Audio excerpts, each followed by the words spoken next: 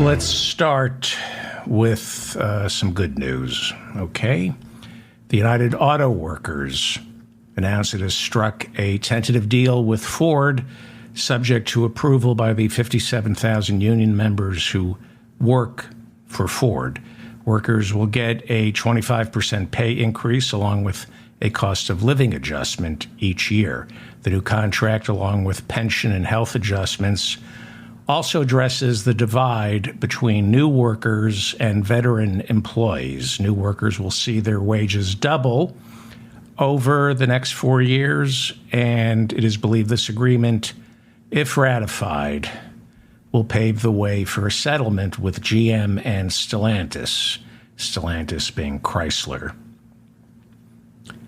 At least 22 people are dead and dozens wounded in two separate mass shootings late last night in Lewiston, Maine.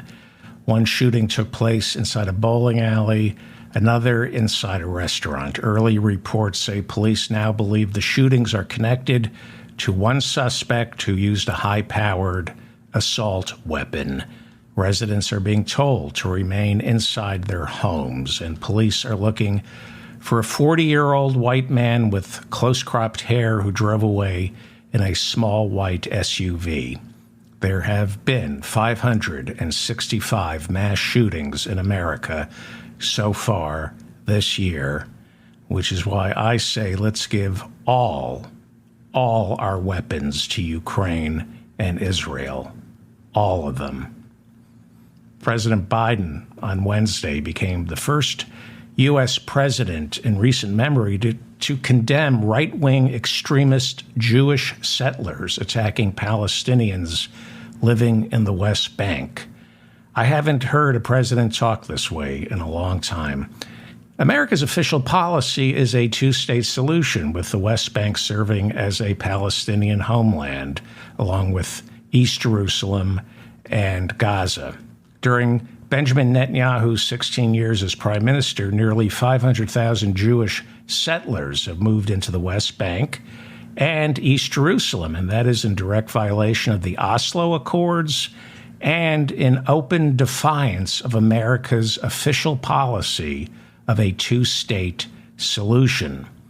Settler attacks on Palestinian villages have increased since the October 7th slaughter that killed 1,400 innocent Israelis and took more than 200 innocent hostages.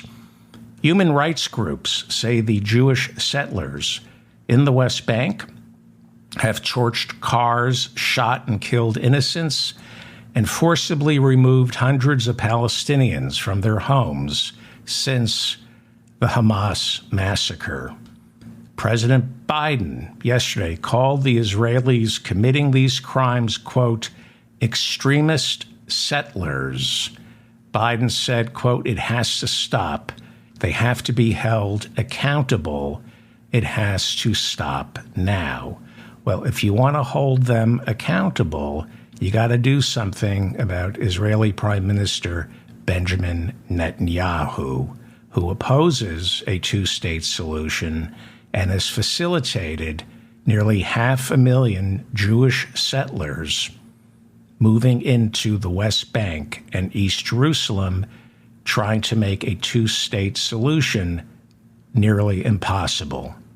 Something has to be done about Bibi Netanyahu. The United Nations has convened an emergency session to bring about a ceasefire in the Israel-Hamas war.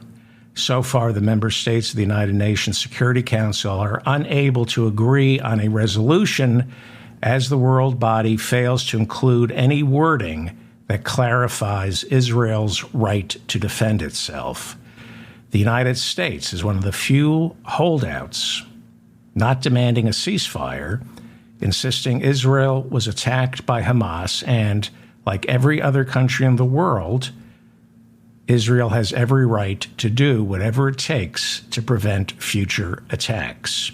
Brazil introduced a resolution that America and Israel rejected. It called for humanitarian aid to Gaza, condemning Hamas's attack of innocent Israelis, release of the hostages, and an immediate ceasefire.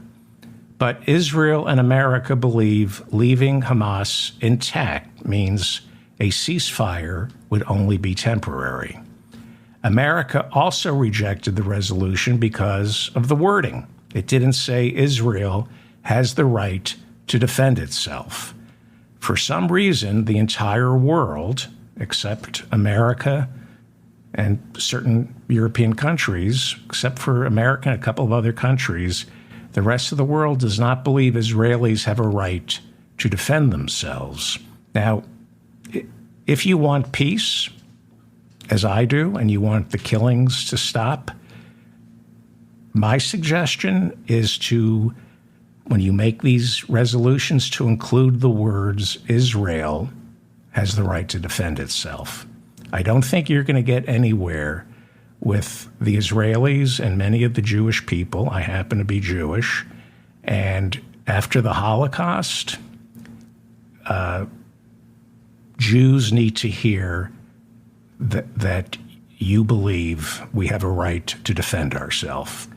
It's a non-starter if you don't believe Israel has a right to defend itself, no matter what humanitarian crisis is being created by Netanyahu in Gaza and the West Bank.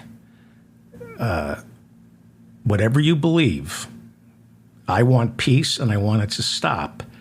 And you have every right to be outraged by what's going on in Gaza. I am.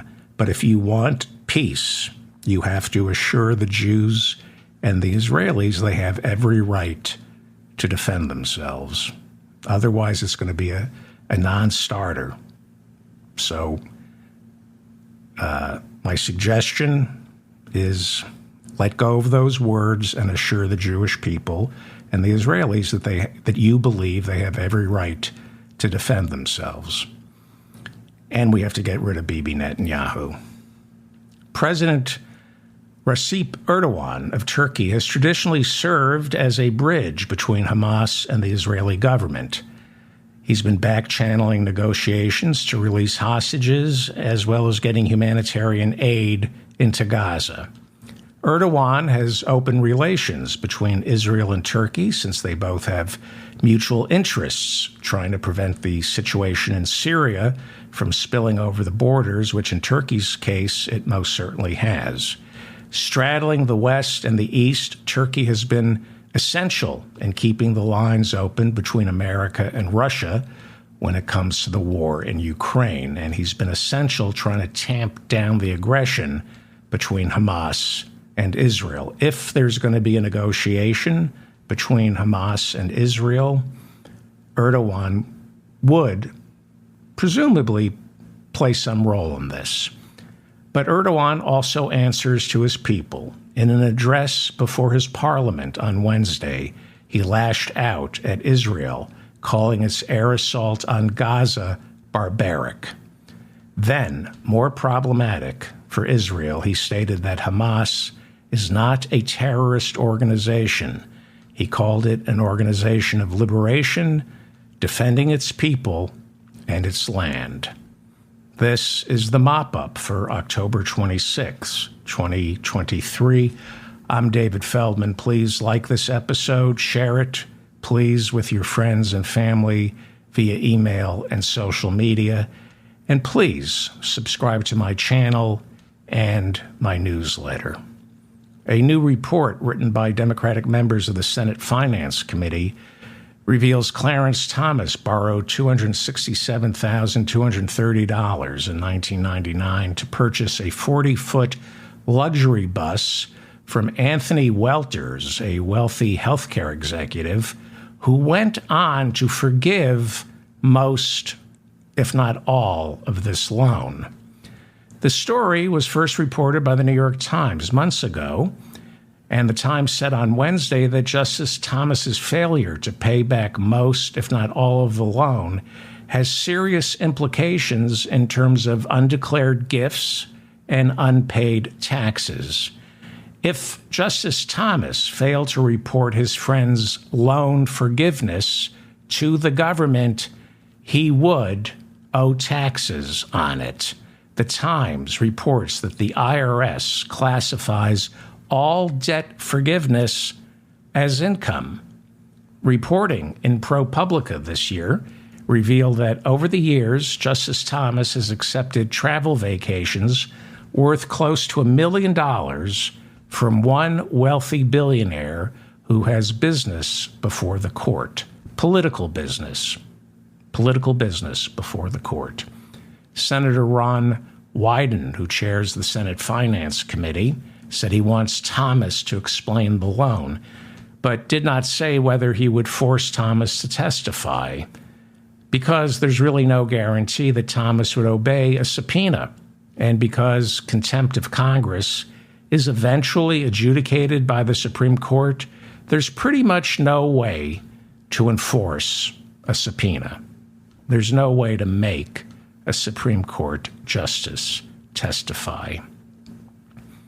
With no 2024 budget and weeks to go before a government shutdown, President Biden sent 2 emergency supplemental funding bills to the Capitol this week. Earlier in the week, he sent a $106 billion emergency funding bill to provide money for Ukraine, Israel, Taiwan, border security, and humanitarian aid. This morning, he is sending something interesting to Congress. It's an emergency $56 billion domestic supplemental bill that would shore up FEMA's ability to respond to climate change-related disasters, ExxonMobil-related disasters.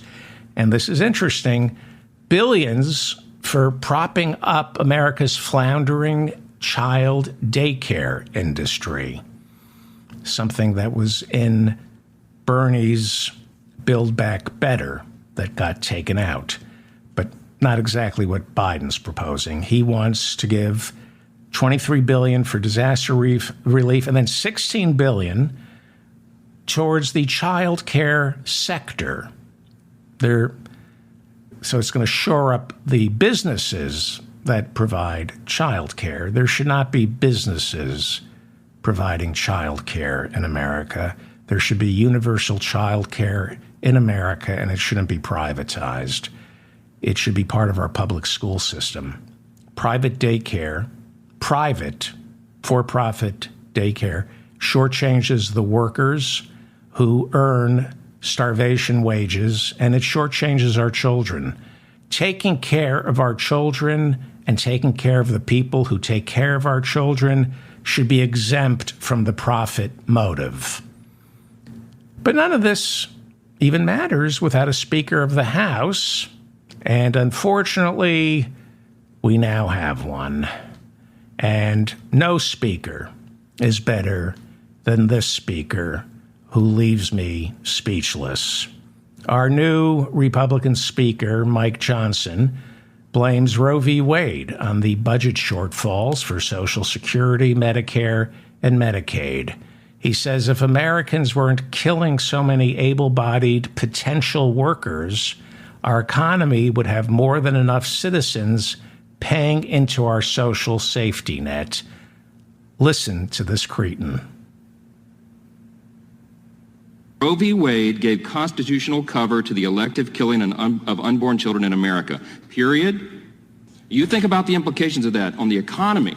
We're all struggling here to cover the bases of Social Security and Medicare and Medicaid and all the rest. If we had all those able-bodied workers in the economy, we wouldn't be going upside down and toppling over like this. Listen, the gentleman, I will not yield. I will not.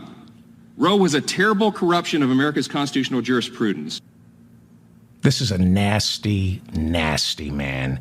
You know, Speaker Mike Johnson, if you're looking for able-bodied workers to jumpstart our economy and rescue Social Security, Medicare, and Medicaid, you could let women keep their bodily freedom and welcome all those able-bodied migrants down by the border. You could welcome them into America, many of whom are children, which you purport to care so much about. But let's be honest, those aren't the human lives you're looking to save, Speaker Johnson, right? No, you're only looking to save white Christian babies, because the truth is you're not interested in saving Medicare, Medicaid, and Social Security. Underneath that Christian exterior is rank contempt for women, the LGBTQ community, people of color, and the unlucky. You're a nasty, nasty man. Leave it to the Republicans to find somebody worse than Jim Jordan. Mike Johnson is our new speaker. He's an ultra-right-wing homophobic bigot. Now, granted, people change, but because he's a Republican, this guy's more likely to change for the worse. I miss the good old days of paralysis at America's experiment in self-governance turning out to be a colossal failure. I miss the good old days when they couldn't elect a speaker. And I have a poll in our chat room right now, a live poll going. And I have the question here. Mike Johnson's middle name is Tiny, No, Scabrous, or Man-Hungry. Please vote on what you think his middle name is. Is Mike Johnson's middle name Tiny, No, Man-Hungry, or Scabrous? And I'll have the results of this poll at the end of this episode. Wait, Mike Johnson gets a lot worse. A lot worse. He is a world-class 2020 election denier.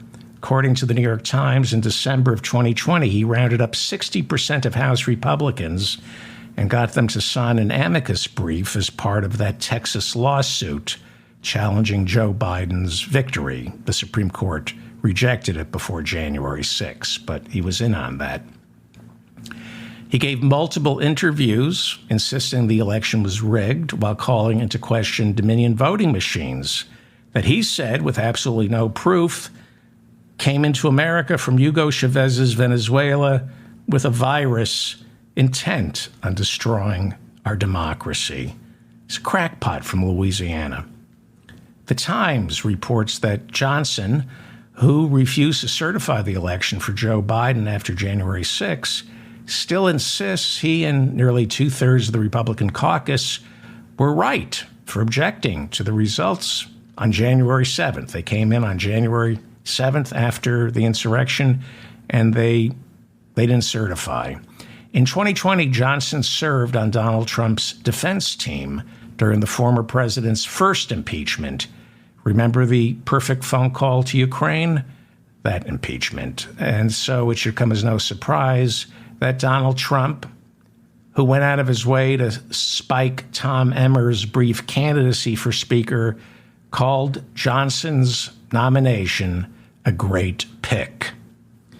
Yep, Republicans came together to pick a hard-right conservative Christian who opposes gender-affirming care for minors, wants a national ban on abortion, and, of course, wants to outlaw same-sex marriage. And casting her vote for Democrat Hakeem Jeffries, Congresswoman Angie Craig of Minnesota shouted in Mike Johnson's direction, "Happy wedding anniversary to my wife, Hakeem Jeffries." Now, Hakeem Jeffries isn't her wife, but she was calling out to her wife, and then she voted for Hakeem Jeffries.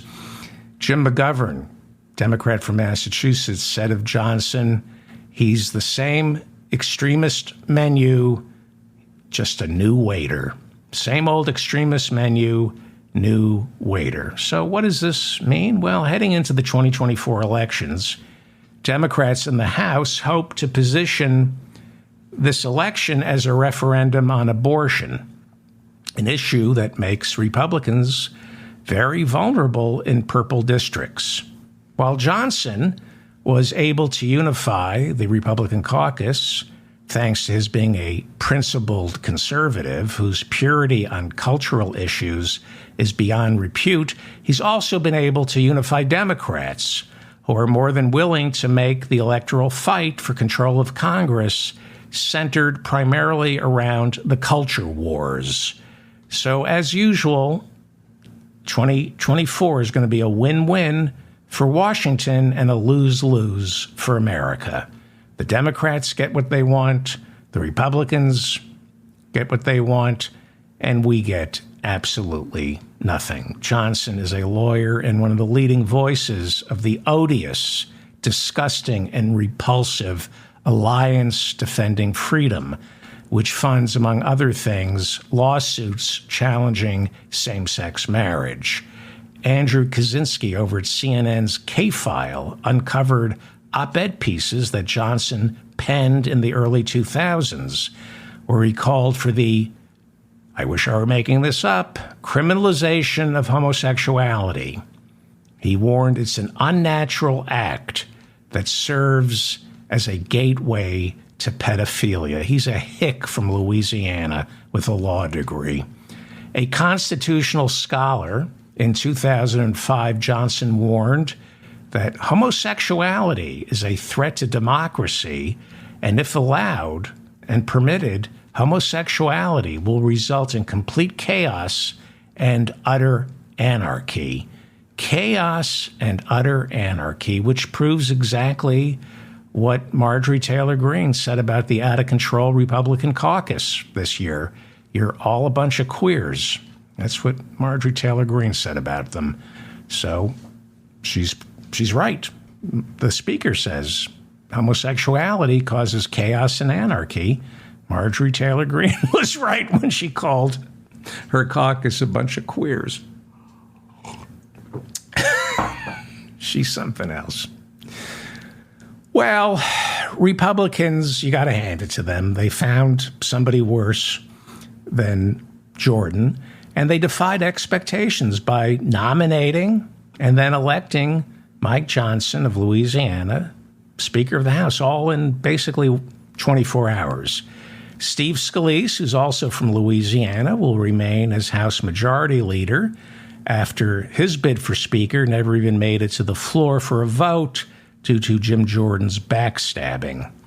Johnson won nearly a unanimous vote from Republicans, but we're hearing reports that the old Speaker, Kevin McCarthy, tried to squash his chances at the last minute. Florida Republican Matt Gaetz is now saying that after Johnson got the nomination, former Speaker McCarthy was still holding out hope that Johnson would fail to get 217 votes. And with the caucus in chaos, they would finally realize ousting Kevin McCarthy was a mistake and decide he was the only one I ever needed all along. You'll see. You'll go out with all the other nominees, but eventually you'll come back to Kevin. No.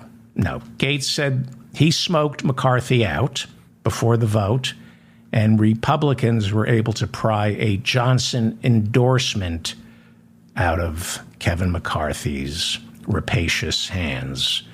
Kevin McCarthy eventually endorsed Johnson and voted for him. And Johnson has been good to McCarthy. He voted to keep him as Speaker on October 3rd. But McCarthy wasn't willing, had to be pushed into returning the favor. Johnson won with 220 votes, 5 more than he needed. The threshold had been lowered from 217 to 215 due to 2 congressional absences. He kept his promise by making his first act as Speaker, passing a resolution showing support for Israel and condemning Hamas for the October 7th massacre.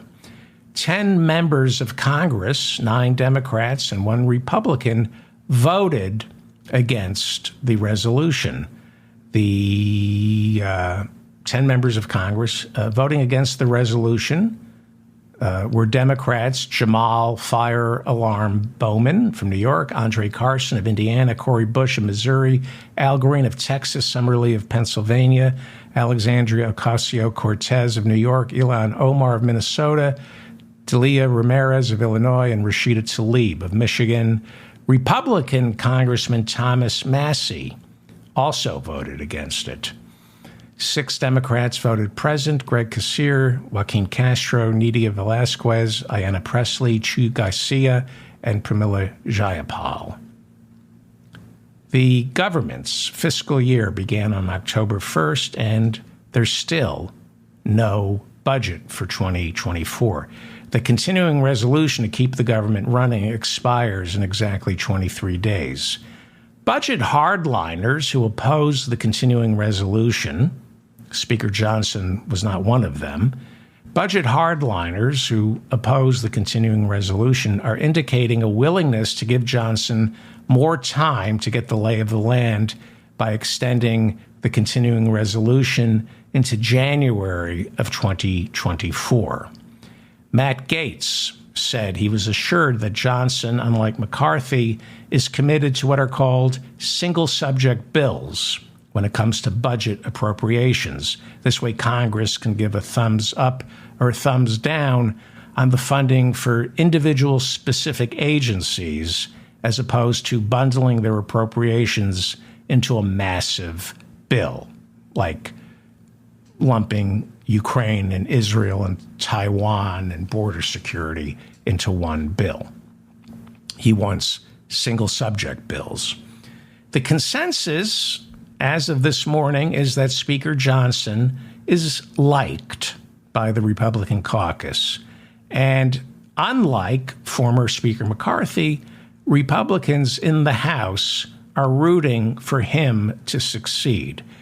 I don't think Kevin McCarthy realized how hated he is. Republican Nancy Mace of South Carolina despises Kevin McCarthy and was one of the crazy eight who voted for him to vacate the chair. She's repeatedly called him dishonest. And after Speaker Johnson won, she told reporters, quote, "The disgraced former speaker tried to look like a team player publicly, while behind the scenes, he was blocking each person who ascended. The former speaker still can't see this dishonesty, and these games are why the American people wanted to remove him." He was working behind the scenes, causing chaos so he'd eventually be voted back into office. It didn't work. He's a bad guy, as bad as Speaker Johnson. Speaker Johnson, what a stupid name for a stupid hick from Louisiana. Racist, bigot, just dumb, bad, nasty, mean guy. Mean, hateful. I've watched him in the committee rooms. He's a nasty, nasty man. Pompous, arrogant, self-serving, self-righteous. In the end, much of the chaos within the caucus that we witnessed this past couple of weeks had less to do with policy and more to do with petty grievances, jealousy, slights, and personalities. In many ways, Johnson comes to this with the advantage of being an unknown fixture, with each member of the caucus attaching to him their unfulfilled hopes and wishes dashed by Kevin McCarthy. McCarthy, like I said, everyone agreed was a liar who could not be trusted. The hope is that Republicans won't agree with him on everything, but he can be trusted to be a nasty, vindictive little prick. Republicans will also benefit from Johnson being a newbie as far as the American voters are concerned, and that would make 2024 less of a referendum on him. When you're voting for Congress, members of Congress, it's often a referendum on the speaker, and that's not good for the ruling party's candidates in purple districts. They don't want it to be a referendum on Nancy Pelosi or whoever the speaker is. So had McCarthy remained as speaker or Jordan won the speakership, Republicans would be more likely to lose seats next November, since both those guys were known quantities and they were disliked, especially in the nearly 20 Republican-held districts that Joe Biden carried in 2020. Those are the tough purple districts that, like Mike Lawler in upstate New York, are not expected to hold on to. So Johnson flying under the radar makes it less likely for House Republicans to draw flack, and that's good for the Republicans. You're listening to the David Feldman Show. This is the Mop-Up for October 26, 2023. Please share this episode with your friends and family via social media and email, and subscribe to my channel as well as my newsletter. Hit the like button.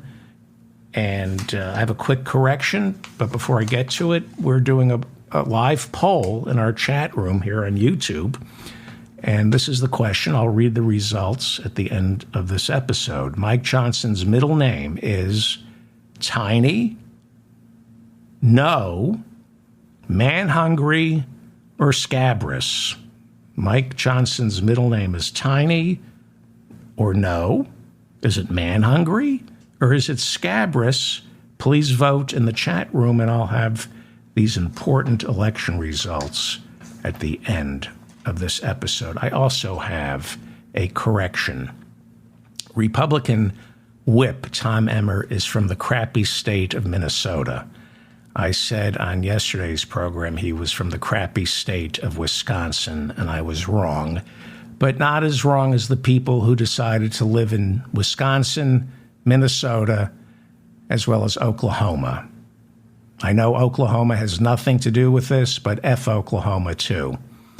Also, Tom Emmer's middle name isn't Butt Breath. That's his nickname, not his middle name. My sincerest apologies to Tom Butt Breath Emmer, House Whip. Well, Republican Whip. New York Democratic Congressman Jamal Bowman will plead guilty to setting off a fire alarm inside the Capitol on September 30th, while Congress was debating a last-minute continuing resolution to keep the government operating until November 17th. Capitol Police say they investigated and are going to charge him with the crime. So I guess I called Congressman Bowman. I came up with a defense for pulling the fire alarm.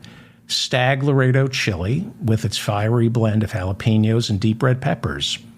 That was my defense. Just say, I dare any one of you to light your mouth on fire with this red-hot concoction of beef beans and zesty spices and not want to pull on the red alarm pleading for a fire hose to put you out.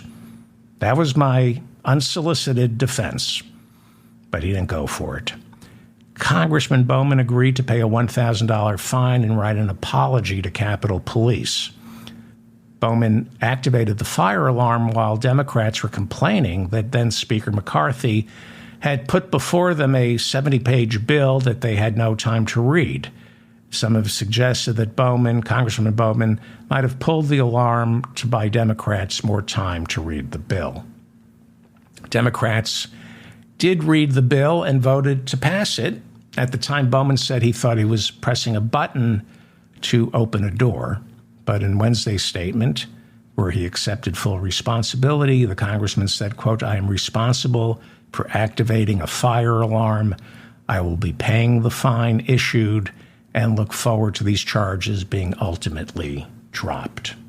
Well, yes, I'm drinking water. People don't like my gulping sounds. Let's go to Donald Trump's D.C. election interference trial.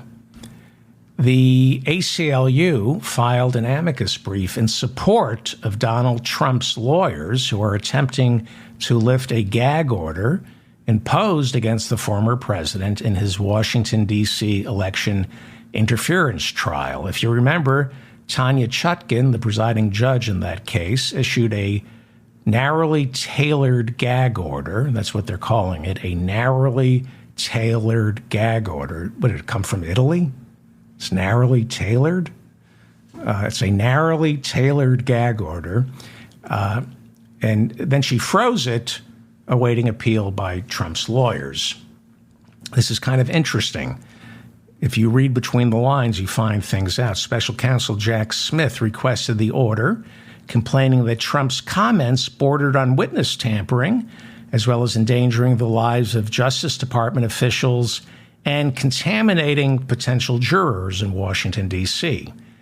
Late Wednesday night, Special counsel Smith filed a motion saying that Trump's comments Tuesday about his former chief of staff, Mark Meadows, flipping cooperating with the special counsel's office were menacing and intimidating, and served all the more reason to reinstate the gag order. Now, this is interesting because ABC News on Tuesday reported that Meadows made a plea deal with special counsel Smith's office, but Smith's office refused to confirm it.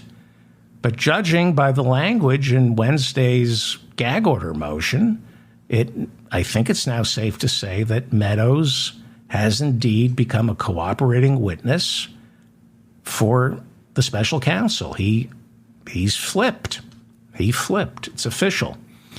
Anthony Romero, executive director of the ACLU, said the judge's gag order was too vague and might make it impossible for Trump to wage his campaign for president. Romero said it was Trump's words that got him indicted, but he is still entitled to his First Amendment rights awaiting trial. He was saying basically you can indict somebody for the words they use. Certain words are not protected by the First Amendment, but he's worried that his free speech is being denied by this gag order. Romero added, quote, "No modern-day president did more damage to civil liberties and civil rights than President Trump. But if we allow his free speech rights to be abridged, we know that other unpopular voices, even ones we agree with, will also be silenced."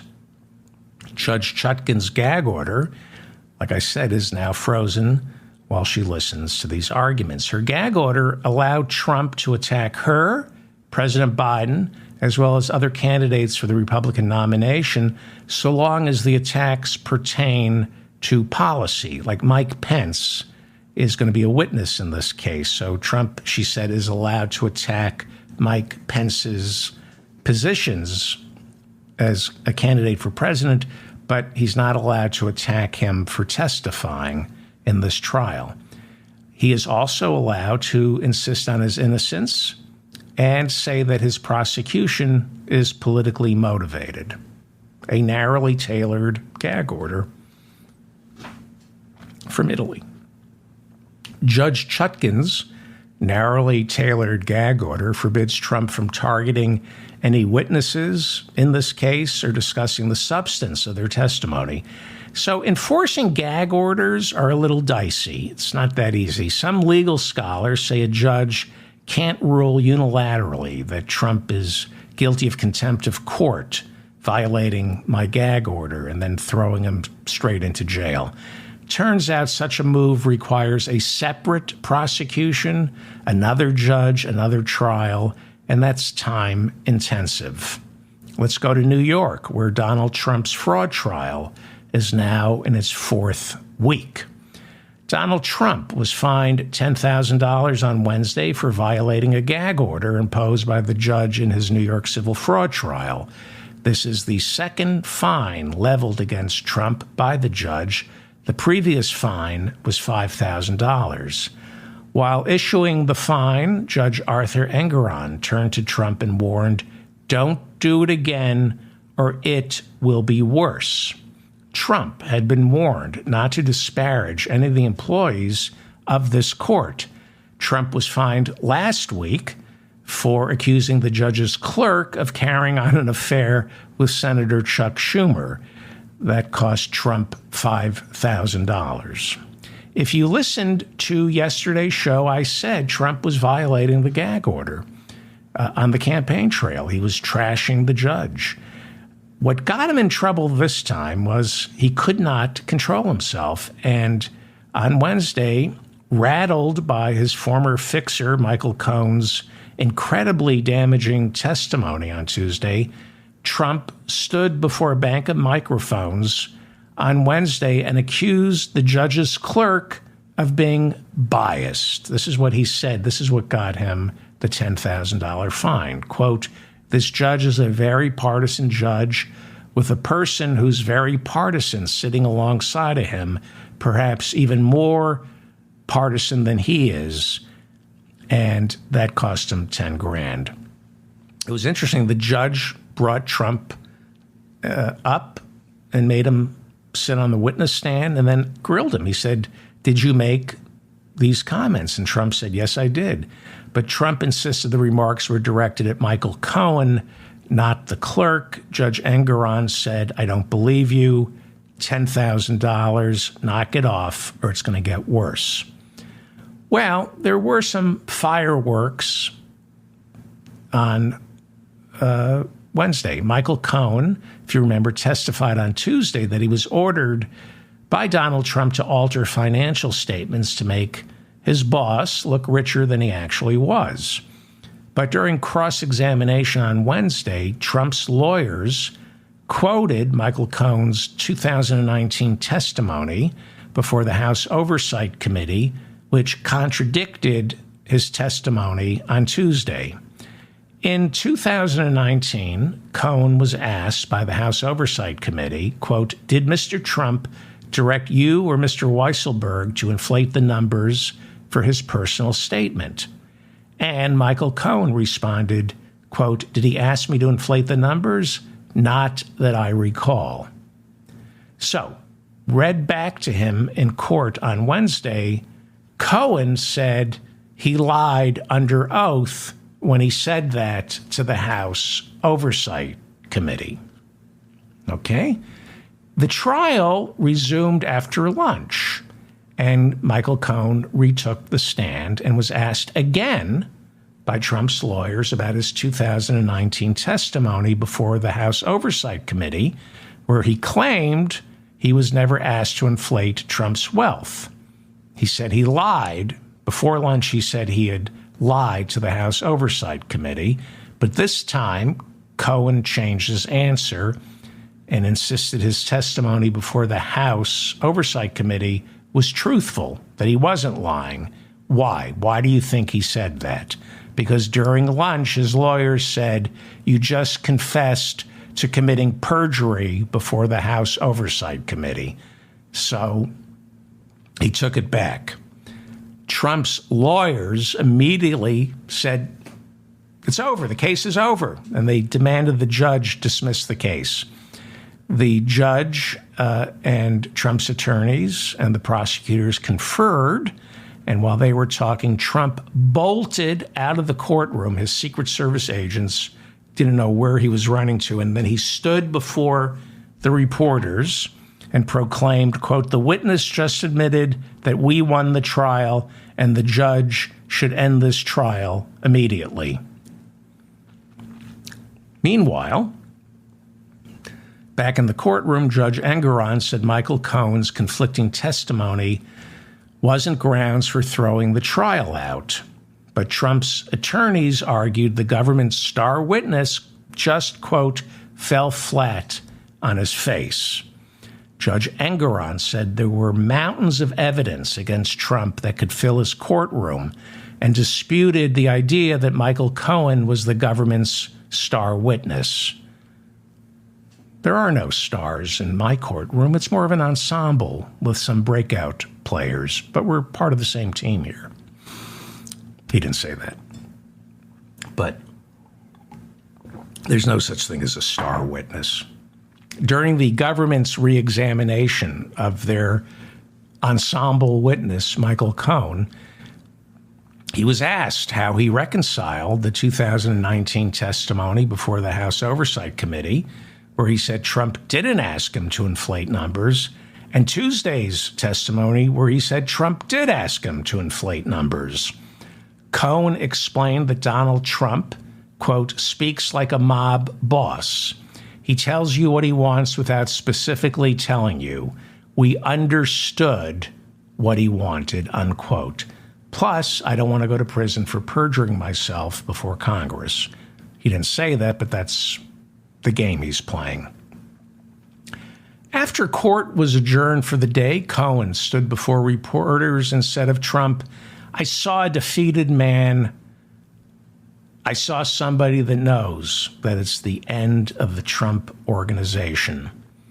Donald Trump told reporters that his attorneys just had their Perry Mason moment by catching Cohen's contradictory statements. Their Perry Mason moment. And then he said Trump insisted that any other judge would throw the case out right now.